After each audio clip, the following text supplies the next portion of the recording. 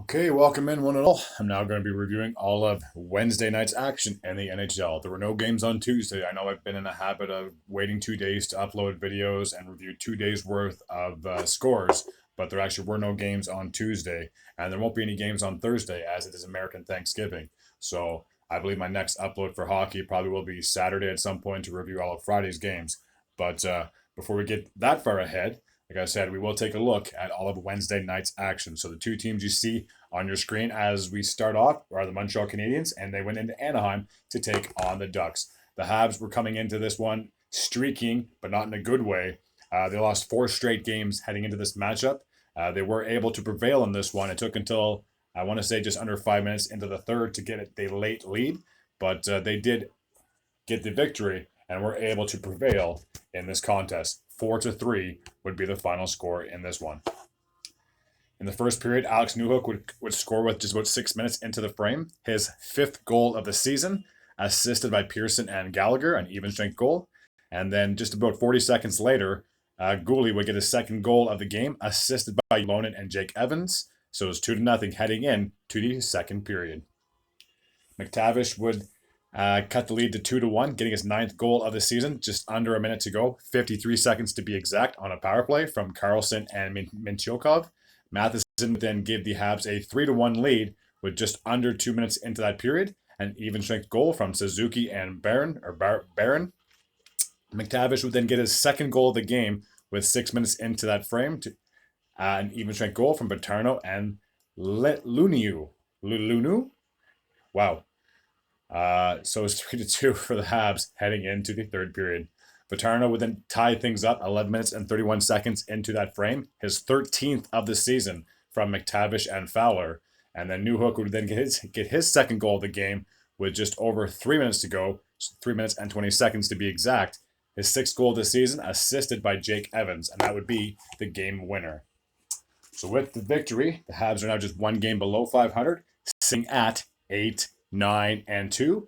And with the loss, the Ducks are also 1 game below 500, sitting at 9-10-0. I should also mention that there were 14 games on tap, so I have 13 more games to review. Just a second. Our next matchup takes place in Carolina, where we have the Carolina Hurricanes, and they're playing host to the Edmonton Oilers. To say that this season has been a major disappointment for the Oilers would be a major understatement, especially with high expectations coming into this year. A lot of NHL experts and analysis had them predicted that they would be a favorite in the Western Conference to at least reach the Stanley Cup final, potentially get the Stanley Cup under their name. But again, this season has not gone their way at all. In the first, Jesper Fast would kick things off. 9 minutes and 17 seconds into the opening frame, his 2nd goal of the year, assisted by Martinook and Chatfield. Even strength goal at that. Drury would then get his 1st goal of the season for the Hurricanes, increasing the lead to 2-0, an even strength goal from Bunting and Orlov. Teravainen would then get his 10th goal of the year, 11 minutes and 23 seconds into that frame, assisted by Aho and Jarvis. So it's 3-0 at that point for the Hurricanes. Jarvis would then get on the score sheet for the Hurricanes, getting his 8th goal of the game, increasing the lead to 4-0 with just over 5 minutes to go in that frame. An even strength goal from Teravainen and Chatfield. Zach Hyman would get a power play goal for the Oilers, his 9th goal of the season, assisted by Draisaitl and Bouchard. At that point, they were down 3 goals at the end of the first. Nietzsche would then increase the lead back to 4 goals, getting his 6th goal of the season from Svechnikov and Shea, 2 minutes and 13 seconds into the second period, and that was an even strength goal. Matthias Ekholm would get his 2nd goal of the year for the Oilers, getting a shorthanded goal of all goals from McLeod and Fogle, and that goal would happen with about 2 minutes and 12 seconds to go in the second period. So it was 5-2 in favor of the Hurricanes heading into the third period. Hyman would then get his 2nd goal of the game, his 10th of the season, assisted by McDavid and Nugent Hopkins, 3 minutes and 46 seconds into the third, making it 5-3 at that point for the Hurricanes. And then Brett Burns would get a short-handed goal, but it would be an empty netter. He shot it from, I want to say, the face-off zone in the Hurricanes end after the not after the but yeah, he just got a shorthanded goal into the empty netter because at that point the Oilers were on a 6-on-4. They pulled their goalie, so Burns would then get his fifth goal of the season from Stahl and Slavin, and that would be where we stand at the end of regulation. With the win, the Hurricanes are now 4 games above 500, sitting at 11-7-0. And with the loss, the Oilers are now 7 games below 500, sitting at 5-12-1.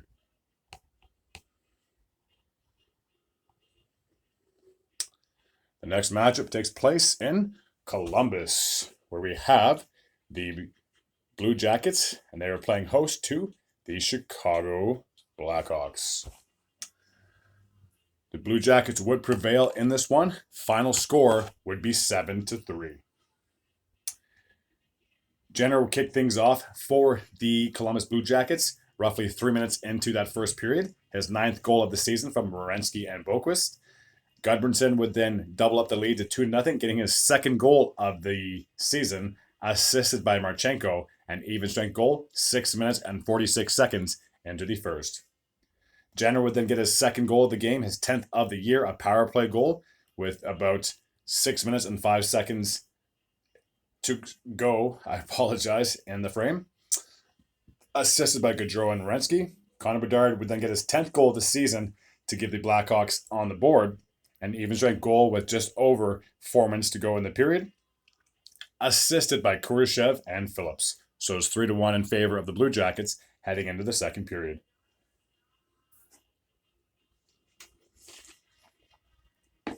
Sillinger would then give the Blue Jackets a 4-1 lead, getting his first goal of the season, assisted by Werenski and Chenikov. 7 minutes and 32 seconds into that frame. Voroknov would then increase the lead to 5-1 at that point, getting his 3rd goal of the season from Sillinger and Werenski, and that goal would happen at the 12 minutes and 16-minute mark of that frame. Marchenko would then increase the lead to 6-1, getting his 5th goal of the season from Boqvist and Perovov, and that goal would happen with roughly 3.5 minutes to go in the period. And Patrick Laine would get his 3rd goal of the year with 1 minute and 20 seconds to go, assisted by Fantilli, an even strength goal at that. So 7-1 in favor of the Blue Jackets heading into the third period. Dickinson would then give the Blackhawks their 2nd goal of the game, his 3rd on the season. There were no assists on his score. Reese Johnson, would then get his 2nd goal of the season, assisted by Entwistle, and that goal would happen with roughly 1 minute, 19 seconds to go in the frame. So with the victory, the rare victory for the Blue Jackets, they're still 6 games below 500, sitting at 5-11-4, and with the loss, the Blackhawks are now 7 games below 500, sitting at 5-12-0.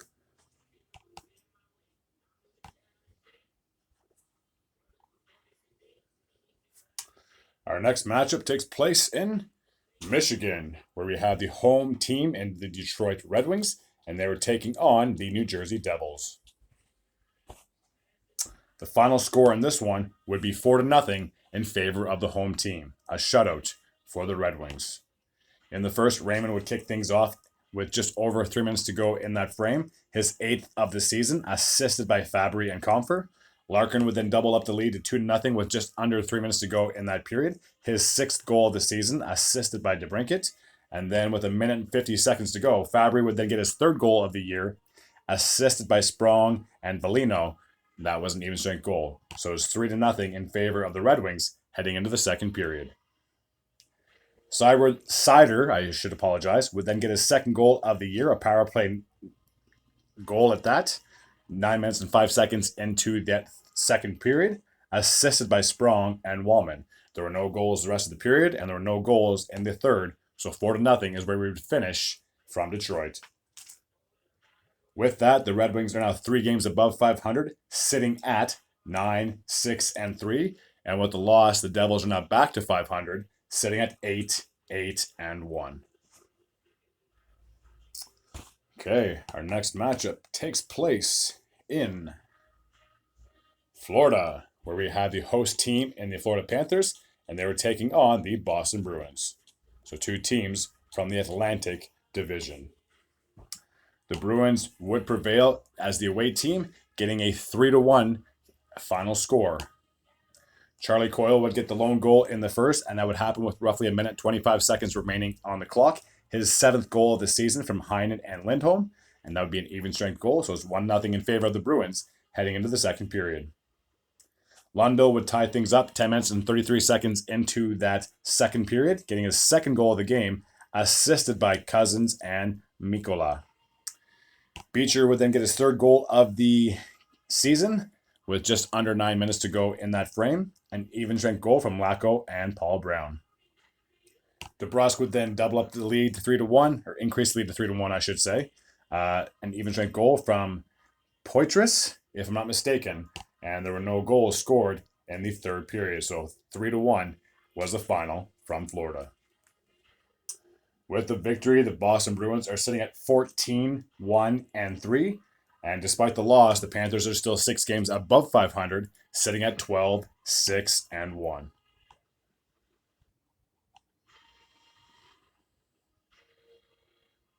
All right, our next matchup takes place in Pennsylvania, where we have the host Pittsburgh Penguins, and they were taking on the New York Rangers. So 2 teams from the Metropolitan Division who are very familiar with each other, and you could say they kind of have a bit of a rivalry.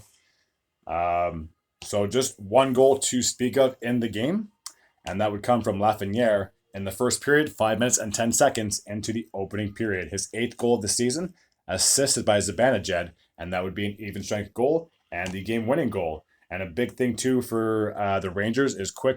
Jonathan Quick was the starter. I believe now he has 60 career shutouts. It's hard to believe that he's this far into his career and obviously now on a new team, being a backup. And he can still perform like the Jonathan Quick from like 2011, 2012, when he went on to win the Conn Smythe, if I'm not mistaken. I do remember he was a beast in that playoff run with the Kings. With that win, the Rangers are now sitting at 13-3-1, and with the loss, the Penguins are back to 500, sitting at 9-9-0. Our next matchup is back in Florida, but it's not the Panthers, so therefore we have the Tampa Bay Lightning, and they are playing host to the Winnipeg Jets. The final score in this one would be 3-2 in favor of Winnipeg.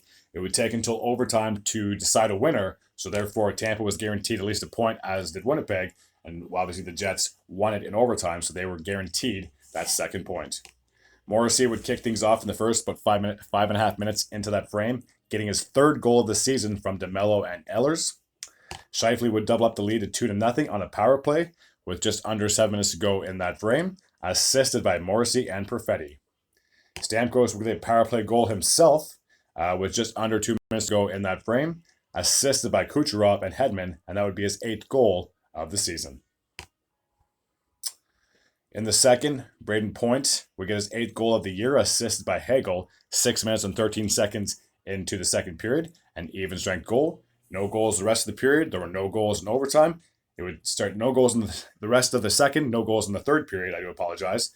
In overtime, a minute and 39 seconds exactly into that frame, Adam Lowry would then get the game-winning goal, his 3rd of the season, assisted by Pionk and Nemestekov. With the victory, the Jets are 6 games above 500, sitting at 11-5-2. And with the loss, the Tampa Bay Lightning are sitting at 9-6-5.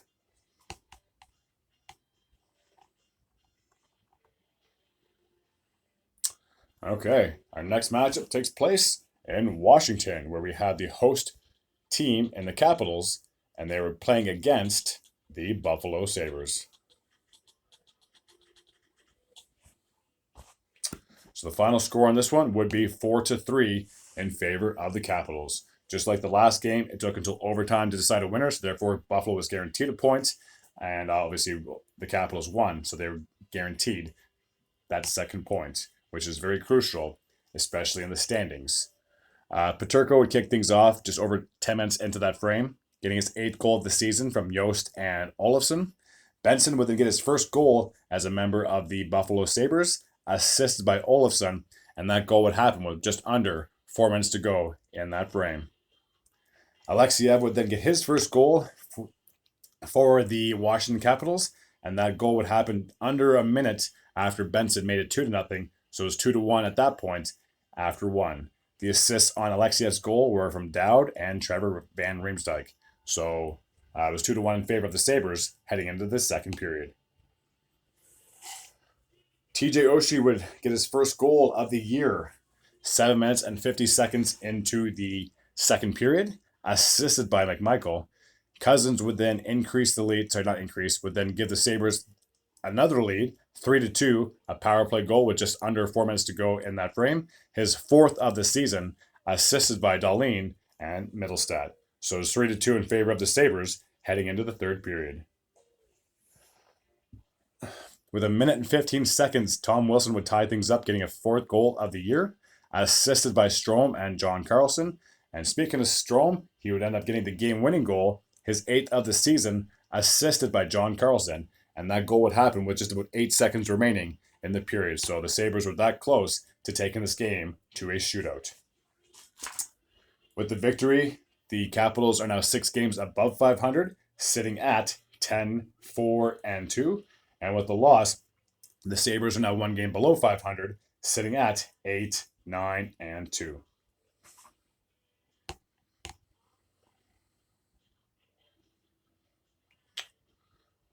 Okay, so our next matchup takes place on Long Island, where we have the host team in the New York Islanders, and they were taking on the Philadelphia Flyers. So these teams are more than familiar with each other, I should say. Wow. Flyers. Okay, so you should see the teams on their logos on the screen as we speak. The final score on this one would be 3-2 in favor of the New York Islanders.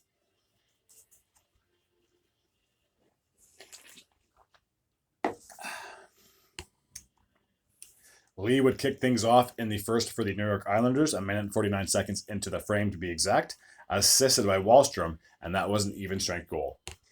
In the second, Brock Nelson would then increase the lead to 2-0, his 9th goal this season, an even strength goal at that, assisted by Palesh and Engvall.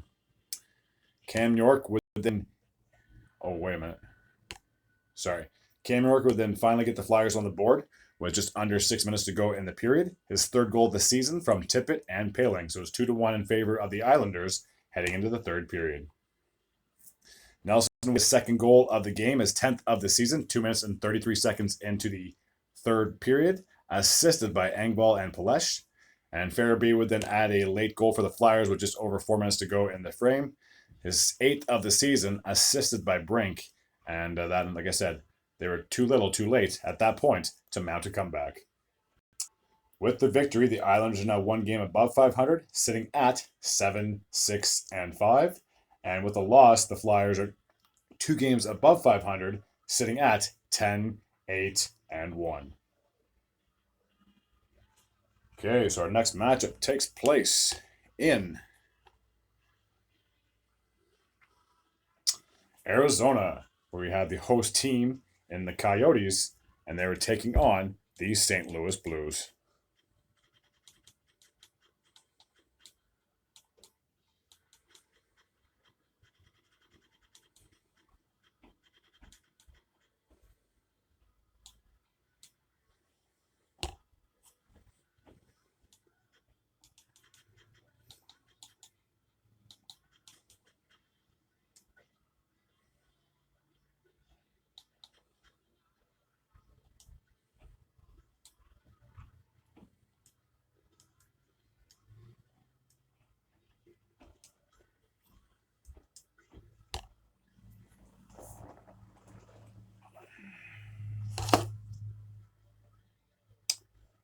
So the next matchup takes place in Arizona, where we have the host team in the Arizona Coyotes, and they were taking on the St. Louis Blues.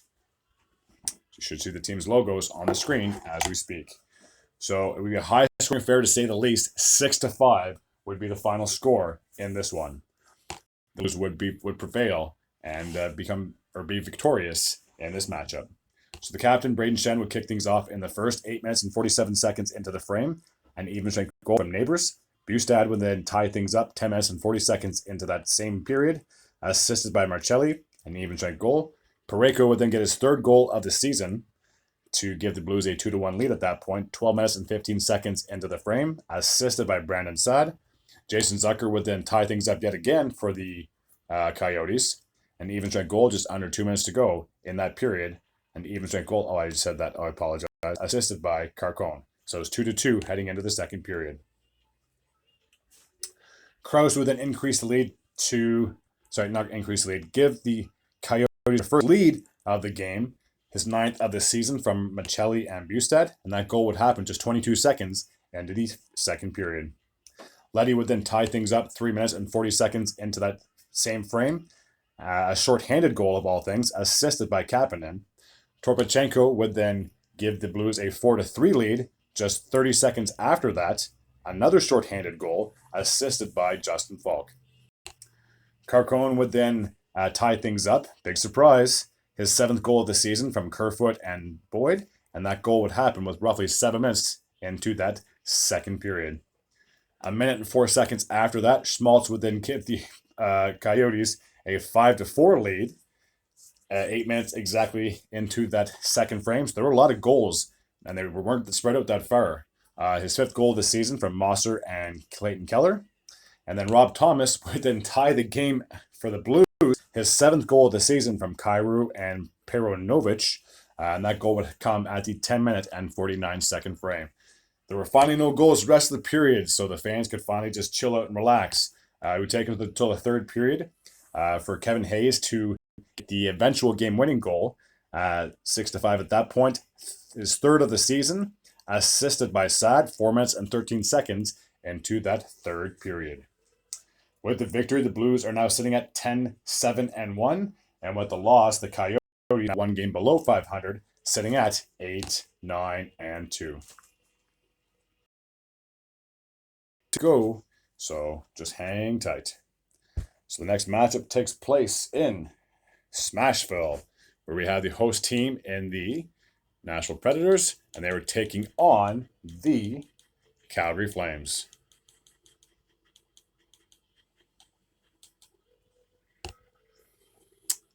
So the team's logo should appear on your screen right away. Oops, wrong button. So the winner of this matchup would be the home team in the Nashville Predators. 4-2 would be the final score.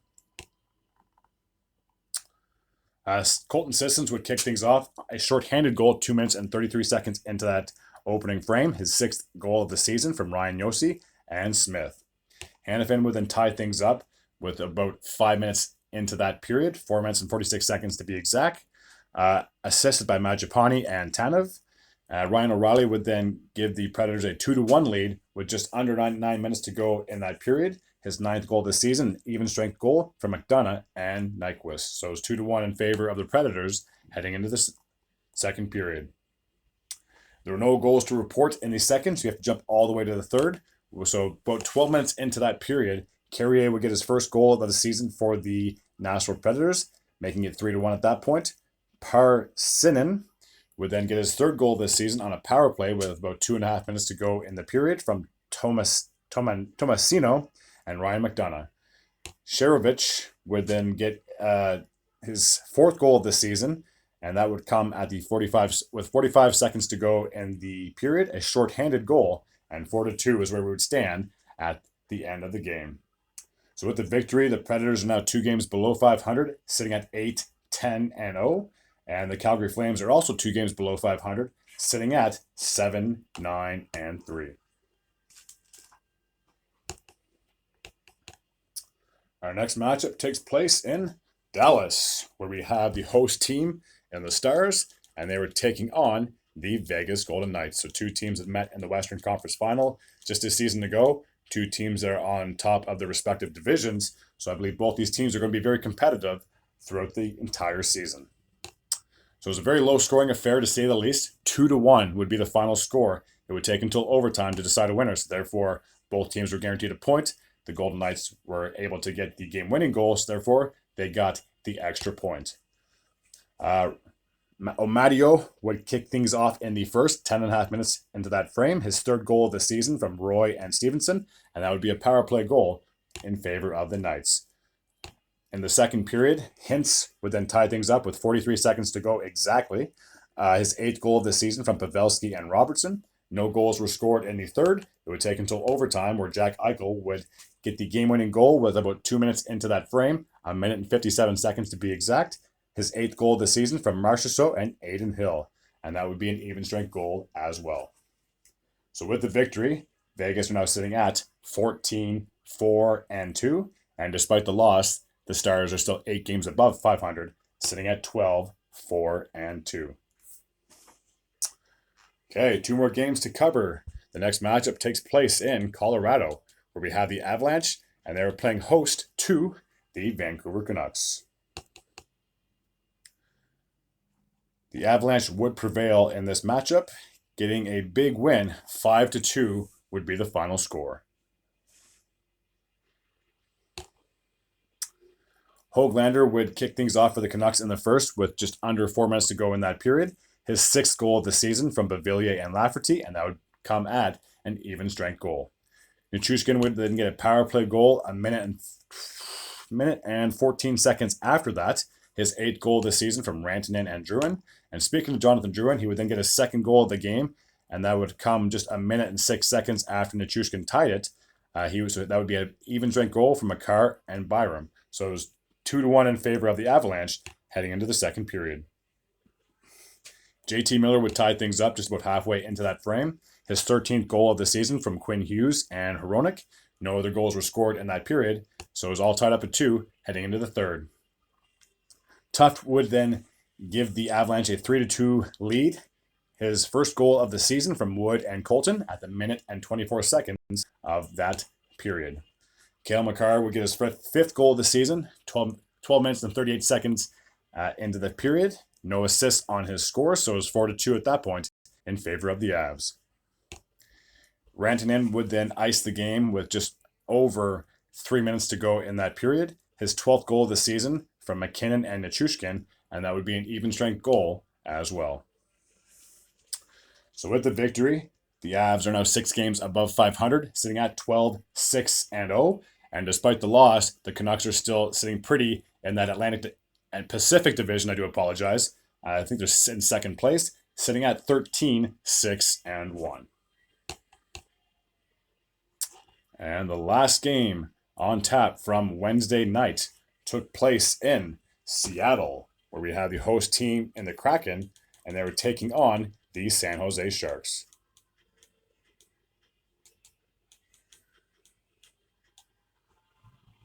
So you should see the team's logos on the screen as we speak. So this would be a blowout, but I mean, what game against the Sharks isn't a blowout these days? 7-1 would be the final score in this one. Tanev would kick things off 1 minute and 28 seconds into the first. His 2nd goal of the season from Wenberg and Oleksiak, an even-strength goal. Bjorkstrand would then increase the lead to 2-0. His 7th goal of the season, 10 minutes and 36 seconds of that frame, assisted by Gord and Tolvanen. Larson would then get his first goal of the season, an even-strength goal, and that goal would happen just about 30 seconds after Bjorkstrand scored from Eberle and McCann. And then Gord would then increase the lead to 4-0 at that point with 1 minute and 15 seconds remaining in that first, an even-strength goal from Borgen and Bjorkstrand. So it was 4-0 in favor of the Kraken heading into the second period. McCann would get his 9th goal of the season, 3 minutes and 36 seconds into that second frame, a power play goal from Schultz and Bjorkstrand. So it was 5-0 in favor of the Kraken heading into the third period. Tolvanen would then get his 4th goal of the season from Bjorkstrand and Dumblin, 2 minutes and 22 seconds into that frame, making it 6-0 at that point. Mike Hoffman would finally get the Sharks on the board with about 4.5 minutes to go in that frame, an even-strength goal from Okhotyuk and Burrows. Tolvanen would then, the game was already over at that point, but 14 seconds after Hoffman scored, Tolvanen would then get his 5th goal of the season, his 2nd of the game, assisted by Oleksiak, and that would be an even-strength goal. So with the victory, the Kraken are now back to 500, sitting at 8-5, And with the loss, I'm not kidding you, the Sharks are 3-15-1. Let me repeat that one more time. 3-15-1. An absolute joke, in my opinion. The worst team in the NHL. As always, if you like this type of content and you're new to the channel, please feel free to hit the sub button. I'd be very grateful and very appreciative as well. As always, take care.